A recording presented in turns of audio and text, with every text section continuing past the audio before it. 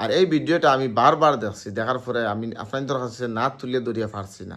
আপনাদের ভিডিওটা দেখলি বা দেখলে আশা করি বুঝতে পারবা। যদি বুঝবো ঠিক আছে, তো আপনাদের বিবেকের লয় যদি ভিডিওটা শেয়ার মারি দিবা অন্যরা দেখার সুযোগ। কোরআন শুধু তেলাওয়াতের নাম নয়। আচ্ছা আমাকে বলুন তো, আমরা কি চোখ দিয়ে দেখি নাকি আলো দিয়ে দেখি? বলুন তো, আমরা কি চোখ দিয়ে দেখি নাকি আলো দিয়ে দেখি? আলো দিয়ে দেখি। আলো দিয়ে দেখি, আলো আছে কিন্তু চোখ নাই, দেখি? এবার বলুন চোখ দিয়ে দেখি। চোখ যদি দেখি, চোখ আছে আলো নাই, দেখি? তার মানে কি দুইটার সমন্বয় আমরা দেখি, কম্বিনেশন অফ বোথ। আলো এবং কি চোখ, দুইটার সমন্বয়।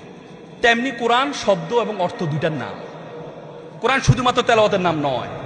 কোরআন শুধু আপনাকে তেলাওয়াত করার জন্য পাঠান নাই, কোরআনকে পাঠানো হয়েছে অ্যাজ এ কনস্টিটিউশন। কোরআন এমন একটা কিতাব যার মধ্যে জুতায় সেলাই থেকে রাষ্ট্র পরিচালনা পর্যন্ত প্রত্যেকটা জিনিস আছে, সেটা হচ্ছে ওলি কোরআন। আর আপনি কোরআনটা কি তেলাওয়াত করেন? ধরুন আপনার একটা কাজের লোক আছে, কাজের লোক একটা লিস্ট দিলেন, যাও বাবা লিস্টটা 1 কেজি আলু, 2 কেজি চিনি, 3 কেজি মশলা নিয়ে আসবা। সে নিল, নিয়ে কি করলো? পড়লো আর মুখস্থ করলো।